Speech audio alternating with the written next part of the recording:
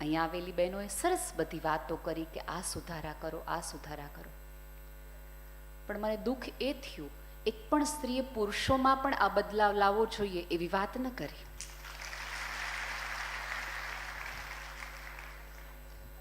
બધા બદલાવ આપણે જ કરશું, બધા સુધારા આપણે જ કરશું. એક વસ્તુ યાદ રાખો, સમાજ બંનેથી બગડે છે, માત્ર સ્ત્રીઓથી નહીં. ભાઈઓ પણ એટલા જ જવાબદાર છે. હા, અને તમે આપણે જ બહેનો આટલી ભેગી થઈ અને આપણી જાતને કોશા રાખશું કે આપણે બધાય સમાજને બગાડીએ છીએ, સમાજને બગાડીએ છીએ, તો આવતા દિવસોમાં જેના ઘરે દીકરી આવશે ને એને ચિંતા થશે કે આ સમાજ બગડશે આના કારણે. અહીંયા ઘણી બધી જુવાન દીકરીઓ બેઠી છે, એને શું લાગે છે આ સમાજ માટે સન્માન થશે? થોડી એવી વાતો કરો કે જેના કારણે સમાજ સ્ત્રી અને પુરુષ ઉપરવાળાએ શિવ અને શક્તિની રચના કરી છે. એનો અર્થ એ છે કે બંનેના આધારે બધું ચાલે છે. સૌથી પહેલી વાત થવી જોઈતી હતી કે વિચાર લેવો જોઈએ. તો અત્યારે યાદ રાખજો કે અત્યારની ભારતની સ્ત્રીઓએ, સનાતન ધર્મની સ્ત્રીઓએ પોતાના પતિને યમરાજ પાસેથી પાછો નથી લાવવાનો, પાનના ગલ્લેથી પાછો લાવવાનો છે.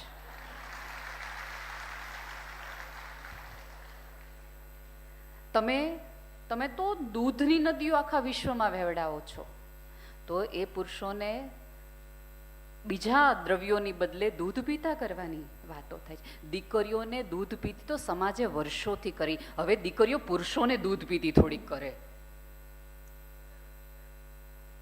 સમાજ આગળ છે ને, એકનાક લીધે ન આવે. આ સમાજ અત્યારે જાણે અજાણે તમને ને મને થોડો ઘણો વિકલાંગ એટલા માટે લાગે છે કે ક્યાંક પુરુષોનું પલ્લું ઓછું થયું, ક્યાંક સ્ત્રીઓનું પલ્લું વધુ થયું, ક્યાંક સ્ત્રીઓ નીચે રહી અને ક્યાંક પુરુષો ઊંચે રહી. જ્યાં સુધી આ બંને સાથે નહીં ચાલે ને ત્યાં સુધી આવી સભાઓનો અર્થ નથી. અહીંયા બેઠેલી બધી બહેનોએ કેટલી બધી સરસ વાતો કરી કે આપણે આમ કરી નાખીએ, આમ કરી નાખીએ, આમ કરી નાખીએ. બેને વાત પણ સરસ કરી કે હા, નિર્ણયો સ્ત્રીઓ 100% નિર્ણયો સ્ત્રી એટલા માટે લે છે કે સ્ત્રીના ગર્ભમાંથી સમાજ ઊભો થાય છે. સ્ત્રી એક નક્કી કરે કે આપણે આ રીતે જીવીએ. હું હંમેશા કહું છું કે હું રાડો પાડીને પણ બોલી શકું, અવાજ મોટો કરીને પણ બોલી શકું અને આ વોલ્યુમમાં પણ બોલી શકું. પણ યાદ રાખજો, અવાજ મોટો કરશો ને તો આટલા લોકો સાંભળશે, પણ તમારા વિચાર મોટા હશે ને તો તમારા પછી પણ તમારા વિચારના પડઘા પડશે. હવે મારે અહીંથી તમે જે મુદ્દાઓ રજૂ કર્યા એની વાતો થોડી કરવી છે. પહેલું કે અહીંયા આટલી બધી સ્ત્રીઓ ભેગી થઈ, સ્ત્રીઓની ઓળખની વાત આપણે કરીએ છીએ ખરા? અહીંયા બેઠેલી કઈ સ્ત્રી છે કે જેણે અહીંયા બેઠેલી એકા સ્ત્રીના વખાણ કર્યા હોય? નહીં. અત્યારે હું અહીંયા બેઠેલી તમામ સ્ત્રીઓને કહું કે ચાલો તમારે ખરાબી, નિંદા વિશે બોલવાનું છે સ્ત્રીઓની, આપણી પાસે યાદી. પણ સ્ત્રીઓના એપ્રિશિએશન માટે, વખાણ માટે તમને નવાઈ નથી લાગતી કે કેમ સૌથી વધુ પેઢી ઇન્સ્ટાગ્રામમાં જાય છે, ફેસબુકમાં જાય છે? કારણ કે એને ત્યાં વખાણ મળે છે. બધા એને એમ કહે છે કેટલી સરસ, કેટલી દેખાવડી, કેટલી રૂપાળી, કેટલી નમણી.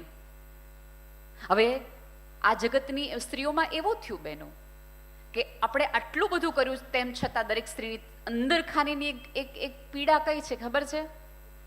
કદર નથી. આ જેમણે વૃદ્ધત્વ ઓઢીને બેઠેલી, કરચલીઓ પાડેલી, વાળ તડકામાં ધોળા નથી કર્યા, એમને તો ખબર નથી. આવી બધી સ્વતંત્રતાની વાતો કરો ને તો એને પૂછો ને તો એમના મગજમાં આ બધી વાતો નથી જે મારા ને તમારા મનમાં છે. ઓળખનો પણ વિચાર એમના નથી. એમણે તો જાત ઘસી નાખી ખોડાઓને ઊભા કરવામાં. એમણે માત્ર માથે નથી ઓઢ્યું મારી જેમ, ક્યાંક ખોડાની ખાનદાની પણ ઓઢી રાખી છે. તેજથી તમારા નામને ઉજળાવો છે. અહીંના ભાઈઓ એમ કહી શકે કે 20,000 કરોડ રૂપિયા, કારણ કે આ સ્ત્રીઓએ સવારે ઉજાગરાઓ કરીને ક્યાંક ભાઈઓના કપડાં ઉજળા નથી કર્યા, એના ખોડાય ઉજળા કર્યા છે. તમારી માતા, તમારી સાસુની પહેલી કદર તો કરો કે તમે 2 માળ લીધા હતા ને તમે 2 ઉપરના 6 લઈ શક્યા. તમે 3 ભેંસો રાખી હતી તો તમારી એ મહેનતના કારણે. અમે આટલી લઈ શક્યા. હવે હું એક પછી એક ના તમારા અહીંથી જ રજૂ થયેલા મુદ્દા ઉપર વાત કરું. સૌથી પહેલું છેલ્લે જે બેને વાત કરી ત્યાંથી જ હું શરૂઆત કરું, કારણ કે હું ઇન્સ્ટાગ્રામ સુધી આવી ગઈ. કેમ આપણા સંતાનોને મોબાઈલ વધુ ગમે છે અને કેમ આપણને મોબાઈલ વધુ ગમે છે? માત્ર સંતાનોને નથી, અને કોઈ ઉંમરમાં ન પડતા હો. અત્યારે 60 વર્ષની સ્ત્રીને મોબાઈલમાં મજા આવે છે, 26 વર્ષની આવે છે ને 16 વર્ષની નહીં આવે છે, અને 6 મહિનાનું બાળક રોવે ને મૂકી દો ને સામે ડગડગ ડગડગ ડગડગ ડગડગ તો એને મજા આવે છે. એટલે આમાં કોઈનો વાંક ન કાઢો કે આના કારણે આના કારણે આના કારણે. જવાબદારીપૂર્વક સ્વીકારો કે આપણા બધાના કારણે. વિશ્વ આખું અત્યારે આમાં પીડાઈ રહ્યું છે. આપણે કોઈ એક સમાજ નથી કે જેમાં ભૂસી રહ્યો છે. વિશ્વ આખું, અમેરિકા, ઓસ્ટ્રેલિયા જેવો દેશ ક્યારે એવું કહેતો હોય કે બાળકોને પર પ્રતિબંધ મૂકવામાં આવશે સોશિયલ મીડિયામાં? એનો અર્થ કે ન્યાયી સમસ્યા છે. માત્ર મહેસાણામાં છે એવું નહીં, માન્ચેસ્ટરમાં પણ આ જ સમસ્યા છે. આ વૈશ્વિક સમસ્યા છે મોબાઈલે. તો શું એવું કરવું? પહેલું કે તમે ઘરમાં એવું હૂંફાળું વાતાવરણ તો બનાવો કે જેથી કરીને બાળકને તમારી સાથે વાત કરવાનું મન થાય. આપણે બાળકોને રોકટોક રોકટોક રોકટોક રોકટોક જ કર્યા કરીએ છીએ. અહીંયા બેઠેલી તમામ માતાઓને વિનંતી છે કે દીકરીઓના ચોકીદાર ન બનો, દીકરીઓના ચાહક બનો. આપણે ચોકીદારી કર્યા કરીએ છીએ, ડાઉટ કર્યા કરીએ છીએ ને એટલે દીકરીઓ આપણાથી દૂર ભાગે છે. મિત્રો બનો, બેનપણી બનો, અને ક્યારેક જે ઉંમર તમે જીવી નથી શક્યા એ ઉંમર થોડુંક જીવવાનો એની સાથે પ્રયાસ કરો. અને અહીંયા બેઠેલી તમામ દીકરીઓને વિનંતી છે કે બેટા, જે પાત્ર તમને તમારું સાચું નામ નથી કહેતો કે એનું નામ શું છે, એનું ઘરનું સાચું સરનામું નથી કહેતો, એ કઈ જ્ઞાતિનો છે એ નથી કહેતો, એના મમ્મી પપ્પા શું છે એ નથી કહેતો, તમને એમ લાગે છે કે આટલું બધું ખોટા બોલ્યા પછી તમને સાચો પ્રેમ કરે છે એમ? આટલા બધા તો મૂર્ખ ન બનો. જે વ્યક્તિ નામ છુપાવે છે એ શું નહીં છુપાવતો હોય તમારાથી? થોડક તમને બધાને ભણાવ્યા ગણાવ્યા સાક્ષર એટલા માટે કર્યા બેટા, માત્ર નોકરી કરવા માટે તમને નથી ભણાવ્યા. તમને સાચું શું ને ખોટું શું એ ખબર પડે એટલા માટે પણ ભણાવ્યા છે. અને બીજું કે અહીંયા બેઠેલી તમામ માતાઓએ પોતે સવારે દીકરી આવે ને તો દીકરીની માને એવું થઈ જાય કે હવે આપણે કામ કરવા વાળા બેન આવી ગયા ઘરમાં.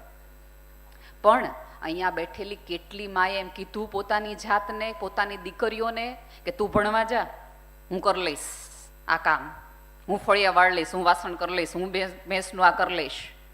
પણ તું ભણવા એટલા માટે જા કારણ કે આ જગતના એક પુરુષે મને કીધું તું કે તું ભણી છો, ઘરની બહાર નીકળી છો, તને ખબર પડે બહાર કેવી છે. ત્યારે આ બેઠેલી જે વૃદ્ધ મમ્મી તમને લાગે છે ને કે જેને અંગ્રેજી નથી આવડતું, જેને સ્ટાઇલિશ કપડાં નથી પહેર્યા, એ માએ અંબોડાની ગાંઠ મારીને કીધી હતી કે મારી દીકરીને હું એવું ભણાવીશ કે આ જગતનો એક પણ પુરુષ એને એવું ન કહી જાય કે ભણી છો, તને ખબર પડે. તમારી માની એ જુવાનીની કદર કરો. અહીંયા બેઠેલી તમામ દીકરીઓને વિનંતી છે કે ક્યારેક તમારા માતા પિતાના જુવાનીના ફોટા જોવાના રાખો, કારણ કે જુવાની ઘસીને તમને મોટા કર્યા છે, જાત ઘસીને મોટા કર્યા છે. હમણાંનો જ એક કિસ્સો છે. એક બધાને યુવાનોને એવું થાય કે અમે તમને 31મી ડિસેમ્બર નથી ઉજવવા દેતા.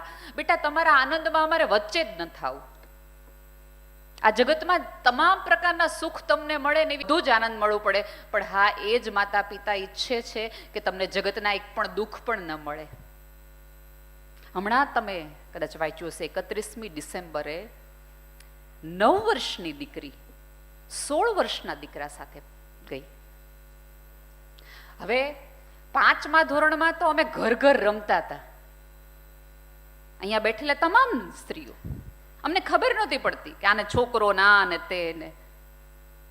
તમને એવું શું મળી જાય છે? એ દીકરીના ઇન્સ્ટાગ્રામમાં 7થી વધુ ઇન્સ્ટાગ્રામના એકાઉન્ટ હતા, અને એ એકાઉન્ટમાં એ 10મા ધોરણમાં, એટલે છોકરો 18 વર્ષનો નથી, એ છોકરા સાથે એને પ્રેમ થઈ ગયો. તમને પહેલો વિચાર એવો આવે કે મોબાઈલ બગાડ્યો, પણ તમને એવું નથી લાગતો કોઈક પ્રેમનો અભાવ એ છોકરીને અને એ છોકરાને ઘરમાંય લાગ્યો હશે? એને કોઈક સામે જો એક વસ્તુ યાદ રાખો, સોશિયલ મીડિયામાં વખાણ થાય છે અને કોઈની સાથે વાત થાય છે. એનો અર્થ એ છે કે આપણને સામસામે વાત કરવા વાળું કોઈ મળતું નથી, એટલે આપણે સ્ક્રીન ઉપર વાત કરવા વાળો ગોતવા જઈએ છીએ. બરાબર? અહીંયા તમે આટલી બધી બહેનો ભેગી થાવ છો, તમે આટલા મંડળો બનાવો છો,